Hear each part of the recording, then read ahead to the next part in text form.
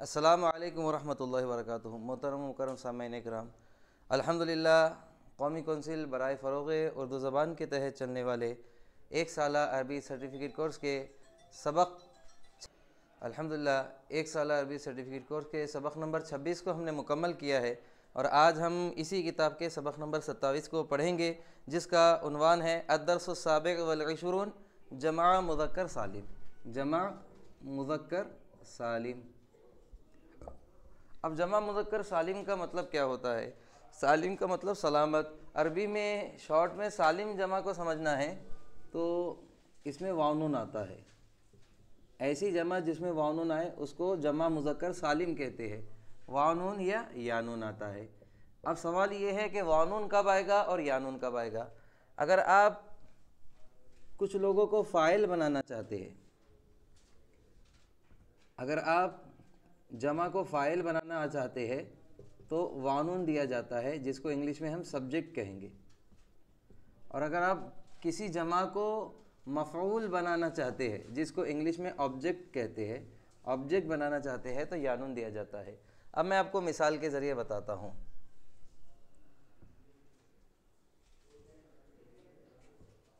رأى المؤمنون،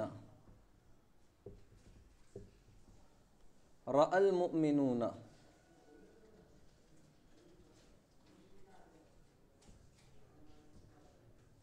الاسد۔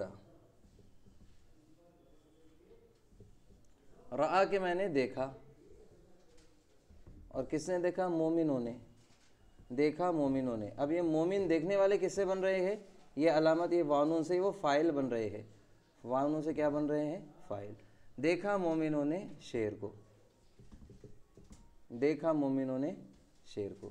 اب یہاں مومن یہاں پر سبجیکٹ ہے، دیکھنے والے ہے، تو یہ علامت کون سی آ گئی ان کے لیے؟ دیکھنے والے ہے تو واو نون آ گئی ہے، اور اسد دیکھا جا رہا ہے اس لیے اس پہ زبر ہے۔ اب میں یہی جملے کو بدل دیتا ہوں۔ رأى،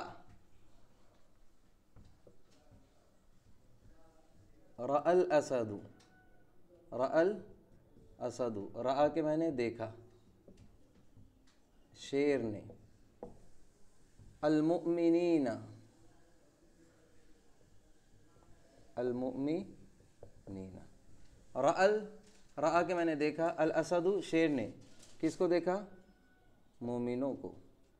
اب اس صورت میں یہ جو مومنین ہے یہاں پر ان کے لیے یا نون آ رہا ہے، تو یہ یا نون کی وجہ سے آبجیکٹ بن رہے ہیں، مطلب یہاں پر یہ کام نہیں کر رہے ہیں بلکہ ان پر کام کیا جا رہا ہے، اور کام کون کر رہا ہے؟ شیر۔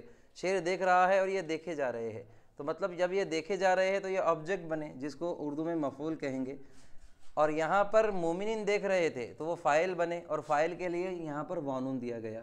تو یہاں پر واو نون ایسی جمع ہوتی ہے جو سبجیکٹ ہوتی ہے، کام کرنے والی ہوتی ہے، اور یا نون ایسی جمع ہوتی ہے جو آبجیکٹ ہوتی ہے، اس پر کام کیا جاتا ہے۔ پہلی صورت میں مومنوں نے شیر کو دیکھا، مومن دیکھ رہے تو واو نون دے دیے ان کو کہ وہ دیکھنے والے بنے، اور اسد پہ زبر دے دیے کہ اس کو دیکھا جا رہا ہے۔ اب دوسری صورت میں شیر کو دیکھنے والا ہے تو انہوں نے پیش دے دیے، اور یہاں مومن دیکھے جا رہے ہیں تو اس لیے یا نون دے دیے۔ اب ہماری بحث اسد سے نہیں ہے، ہماری بحث مومنون اور مؤمنین سے ہے۔ اگر مومنوں کو فاعل بنانا ہے، اگر یہ مومنوں کو فاعل بنانا ہے تو آپ کو واو نون دینا پڑے گا، تو یہ کسی کے کام کے کرنے والے بنیں گے، اور اگر مومنوں کو مفعول بنانا ہے تو آپ کو مومن کے آگے یا نون لگانا پڑے گا واو نون کے بدلے میں، تو یہ بتائے گا کہ یہ آبجیکٹ ہے، ان پر کام کیا جا رہا ہے۔ تو سبجیکٹ اور آبجیکٹ، فاعل اور مفعول سمجھنے کے لیے یہ واو نون اور یا نون علامت ہوتی ہے۔ تو جمع مذکر سالم میں واو نون یا یا نون یہ جمع کے طور پر آتے ہیں، یہ علامت ہوتی ہے جمع کی۔ اب انشاءاللہ سالم کیوں کہا جاتا ہے میں سوال کے دوران آپ کو سمجھاؤں گا، پہلے ہم سبق پڑھ لیتے ہیں۔ مدرس ٹیچر، مدرسون بہت سارے ٹیچر، تلمیذن ایک اسٹوڈنٹ، تلامیذو بہت سارے اسٹوڈنٹس، کرۃ القدم فٹ بال، ملعب میدان، اس کی جمع ہوتی ہے ملاعب یعنی بہت سارے میدان، ہربا یہربو، ہربا کہ میں نے بھاگا، یہربو کے بھاگتا ہے، الا جس کی طرف بھاگتے ہیں ٹو، نادا ینادی، نادا پکارا، ینادی پکارتا ہے، مکتب البرید پوسٹ آفس، مظروف مظاریف، مظروف کہتے ہیں لفافے کو، مظاریف انویلپ کی جمع ہے۔ ٹھیک اسی طریقے سے تابع ٹکٹ، اور توابع بہت سارے ٹکٹس، موظفن ملازم اور موظفون بہت سارے ملازم، توسلا یتوسلو اس کے معنی ہوتے ہیں ریکویسٹ کرنا، درخواست کرنا، شباکن کھڑکی، شبابیک کھڑکیوں کی جمع ہے، برید عادی، برید عادی، برید عادی یہ نارمل پوسٹ کو کہتے ہیں، برید مستعجل یہ اسپیڈ پوسٹ کو کہتے ہیں، ایصال ایصالات اس کے معنی ہوتے ہیں سپرد کر دینا یا پھر کسی کو بھی پہنچا دینا۔ اب یہاں پر پڑھیے لکھیے اور ترجمہ کیجیے۔ مکتب البرید پوسٹ آفس ہمارا سبق چل رہا ہے۔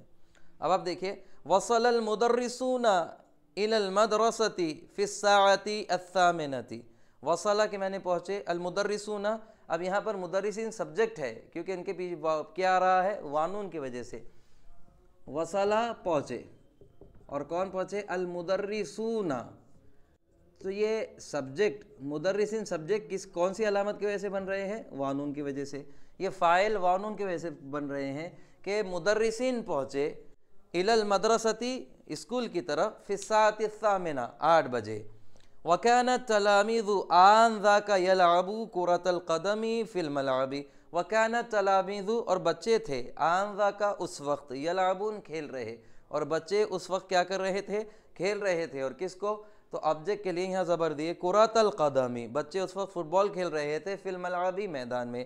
اب پورے سینٹنس کا ترجمہ ہوگا، وَكَانَ التَّلَامِيذُ آنذاک يَلْعَبُوا كُرَةَ الْقَدَمِ فِي الْمَلْعَبِ، اور اس وقت بچے فٹ بال کھیل رہے تھے میدان میں، فَلَمَّا رَأَوُا الْمُدَرِّسِينَ پس جب انہوں نے دیکھا ٹیچرز کو۔ اب یہاں پر ایک قابل غور بات یہ ہے کہ یہاں پر بچے دیکھنے والے ہیں تو لیے آیا فَلَمَّا رَأَوُا الْمُدَرِّسِينَ۔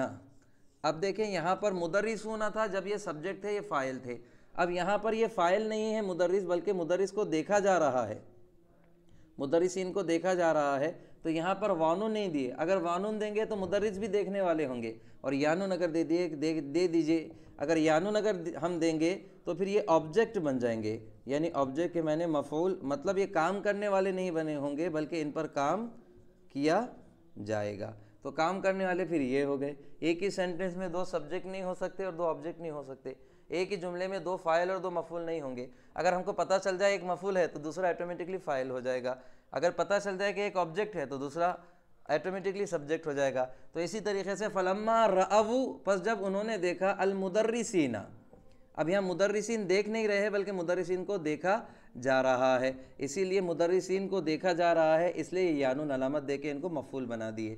پس فَلَمَّا رَأَوُا الْمُدَرِّسِينَ پس جب انہوں نے ٹیچرز کو دیکھا، هَرَبُوا إِلَى فُصُولِهِمْ وہ بھاگ گئے اپنی کلاسوں کی طرف، فَنَادَى أَحَدُ الْمُدَرِّسِينَ تو ایک ٹیچر نے پکارا، نادا تو پکارا، احد ایک، المدرسین ٹیچروں میں سے، تو ٹیچرز میں سے، اساتذہ میں سے ایک نے پکارا، بِأَحْمَدَ احمد کو، جس کو بلایا جاتا ہے عربی میں تو اس کے لیے بھی استعمال کرتے ہیں۔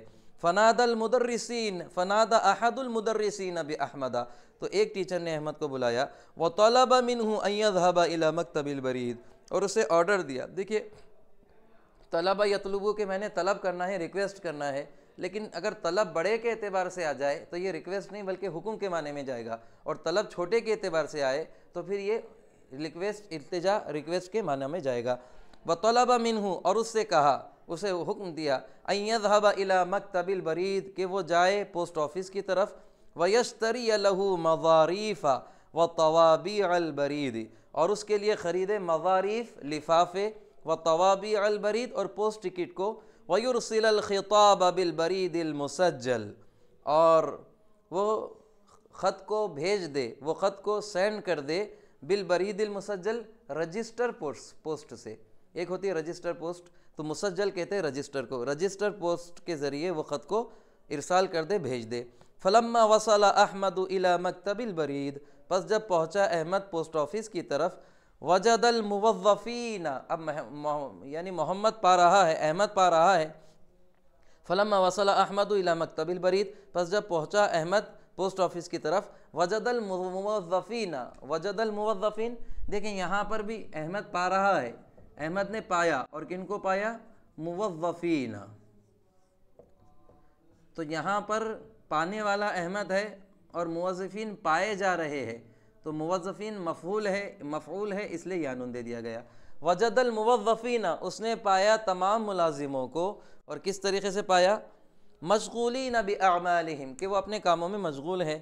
فتوسل احد الموظفین قائلا، تو انہوں نے ایک ملازم سے، احد الموظفین ملازمین میں سے ایک سے، تو انہوں نے فتوسل احد الموظفین قائلا، تو ایک ملازم سے یہ کہتے ہوئے ریکویسٹ کی، احمد السلام علیکم یا سیدی، السلام علیکم اے محترم۔ الموظف وعلیکم السلام ورحمۃ اللہ، وعلیکم السلام ورحمۃ اللہ۔ اہلا ماذا ترید، آپ کا خوش آمدید ہے، اہلاً کے مطلب ویلکم، ماذا ترید، آپ کیا چاہتے ہیں؟ احمد ارید شراء مظاریف وطوابع البرید، ارید شراء مظاریف وطوابع البرید وارسال هذا الخطاب بالبرید المسجل۔ اب یہاں پر وہ کیا کہہ رہے ہیں؟ اریدو، میں چاہتا ہوں، شراء مظاریف وطوابع البرید، یہ یہاں تک ایک جملہ ہے۔ اریدو شراء مظاریف وطوابع البرید، میں لفافوں کو خریدنا چاہتا ہوں اور پوسٹ ٹکٹ کو خریدنا چاہتا ہوں، میں لفافے اور پوسٹ ٹکٹ کو خریدنا چاہتا ہوں، اور پھر یہ اریدو کو یہ واو سے عطف کریں گے، وَأُرِيدُ إِرْسَالَ هَذَا الْخِطَابِ بِالْبَرِيدِ الْمُسَجَّلِ، اور میں اس خط کو رجسٹر پوسٹ کے ذریعے بھیجنا چاہتا ہوں۔ الموظف اعطنی الخطاب، مجھے خط دے دیجئے۔ احمد تفضل یا سیدی، یہ لیجئے اے محترم۔ الموظف اسم المرسل والمرسل الیہ غیر واضح، خط بھیجنے والے کا اور جسے خط بھیجا جا رہا ہے، اسم المرسل خط بھیجنے والا، والمرسل الیہ، اور جس کی طرف خط بھیجا جا رہا ہے۔ اسم المرسلی والمرسل الیہ، بھیجنے والے کا نام اور جسے بھیجا جا رہا ہے اس کا نام، غیر واضح، واضح نہیں ہے۔ احمد اسم المرسلی الاستاذ حامد، بھیجنے والے کا نام حامد سر ہے یا پھر ٹیچر حامد ہے۔ واسم المرسل الیہ الاخ عادل، اور جسے خط بھیجا جا رہا ہے ان کا نام عادل بھائی ہے۔ الموظف اتريد ان ترسله بالبريد العادي او المستعجل، کہ آپ اسے بھیجنا چاہتے ہیں بالبرید العادی، نارمل پوسٹ سے، او المستعجل، یا پھر اسپیڈ پوسٹ سے۔ احمد کہتا ہے ما الفرق بینہما، دونوں میں فرق کیا ہے؟ الموظف الفرق فی الکلفۃ والخدمہ، فرق کلفہ قلف، الفرق فی الکلفۃ والخدمہ، فرق صرف پیسوں کا، کلفہ کہتے ہیں چارج کا، فرق صرف چارج کا اور سروس کا ہے۔ کلفہ کہتے ہیں چارج کو، جو پیسہ لگتا ہے اس کو، والخدمت سروس کو کہتے ہیں۔ الفرق فی الکلفۃ والخدمہ، فرق صرف چارج کا اور سروس کا ہے۔ ان البرید المستعجل یکلف اکثر من برید العادی، جو اسپیڈ پوسٹ ہوتا ہے اس کو زیادہ پیسے لگتے ہیں بنسبت نارمل پوسٹ کے۔ اگلی لفظی ترجمہ ہوگا ان البرید المستعجل، یقیناً اسپیڈ پوسٹ، یکلف زیادہ بوجھ ڈالتا ہے، اکثرا زیادہ بوجھ ڈالتا ہے، من البرید العادی عام پوسٹ سے۔ احمد کم یکلف البرید المستعجل، اسپیڈ پوسٹ کے کتنے لگیں گے؟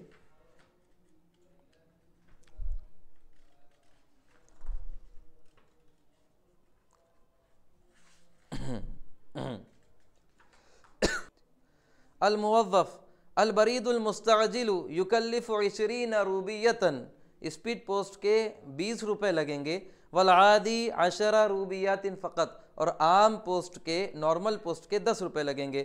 احمد ارجوک ان ترسلہ بالبرید العادی، میں آپ سے ریکویسٹ کروں گا کہ آپ اسے نارمل پوسٹ سے سینڈ کر دے، نارمل پوسٹ سے بھیج دے۔ الموظف خذ هذا الایصال من فضلک، اس رسید کو لیجئے برائے مہربانی۔ احمد اريد شراء طوابع البرید والمظاریف ایضا، میں ڈاک ٹکٹ اور لفافے بھی خریدنا چاہتا ہوں۔ الموظف لشراء الطوابع اذهب الى الشباك الاخر، ٹکٹ خریدنے کے لیے آپ دوسری کھڑکی کی طرف جائیے۔ احمد شکراً۔